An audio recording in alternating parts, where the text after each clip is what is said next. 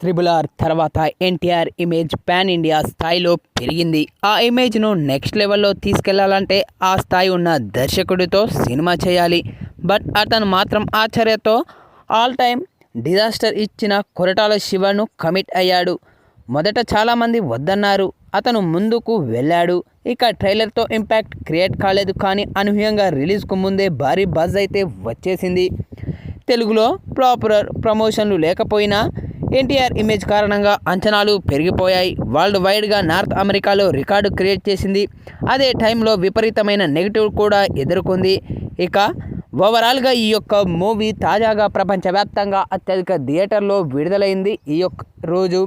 ఇక మూవీ విషయానికి వస్తే ఆంధ్ర తమిళనాడు బార్డర్లో ఉన్న 4 గ్రామాలు బ్రిటిష్ కాలంలో ఇంగ్లీష్ వాళ్లకు వారి సంపద దోచుకొని వారి దేశాలకు తరలించుకునే క్రమంలో ఈ యొక్క గ్రామంలోని వ్యక్తులు ఏమాత్రం దయాదాక్షిణ్యాలు లేకుండా బ్రిటిష్ వారిని మట్టుపెట్టి ఆ సంపదను స్థానిక రాజులకు అప్పగిస్తూ వారి వద్ద కొంత నగదు తీసుకొని జీతాలను గడిపేవారు.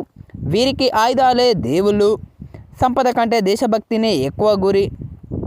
స్వాతంత్రం వచ్చిన తర్వాత వారికి పని ఉండదు. కొన్ని తరాలు గడిచిన తర్వాత అదే తెగలోని వ్యక్తులు ఇక్కడి వారికి స్మగ్లింగ్ గూడ్స్ను అప్పగిస్తూ వారి వద్ద నగదు తీసుకుంటూ జీవితం గడుపుతూ ఉంటారు. ఇక ఈ యొక్క క్రమంలోనే అక్కడ పెద్దల్లో దేవర ప్రధాన వ్యక్తులు. వీరందరికీ దేవరకు టీనేజ్ కొడుకులు ఉంటారు. అలా ఈసారి సముద్రంలోకి వెళ్ళేవారు తెచ్చిన స్మగ్లింగ్ గూడ్స్ వల్ల తమ గ్రామంలోని ప్రజల ప్రాణాలే కోల్పోతారు. కేవలం భుక్తి కోసం చేసే ఈ యొక్క పని ఓ ప్రమాదకరమైందని తెలుసుకున్న దేవర అందరినీ ఆ పని ఆపేసేలా చేపల వేటతో బతకాలని ఆదేశిస్తాడు.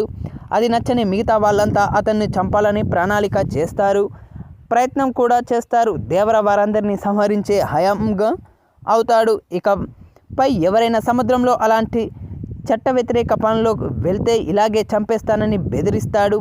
ఇక ఈ యొక్క వార్త అక్కడ పెడతాడు. మరి దేవర ఎక్కడికి వెళ్ళాడు?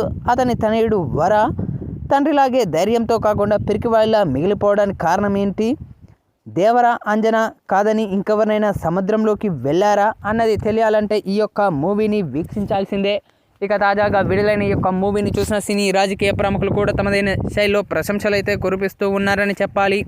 అయితే తాజాగా ఈ యొక్క మూవీని AP deputy CM power star Pawan Kalyan వీక్షించి తనదైన శైలిలో ప్రశంసలు అయితే కురిపించడం జరిగింది.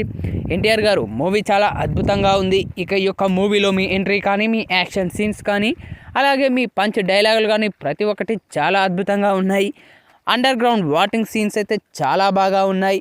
మరీ ముఖ్యంగా సాంగ్స్ కానీ, అనిరుద్ బ్యాక్గ్రౌండ్ బీజిఎం కానీ చాలా బాగా ఉన్నాయి. పక్క ఈ యొక్క మూవీ మరెన్నో రికార్డులను క్రియేట్ చేయాలని మనస్ఫూర్తిగా కోరుకుంటున్నాను అంటూ పవన్ కళ్యాణ్ చేసిన ఈ వ్యాఖ్యలు ఇప్పుడు నెట్టింట్లో వైరల్గా మారుతూ ఉన్నాయి.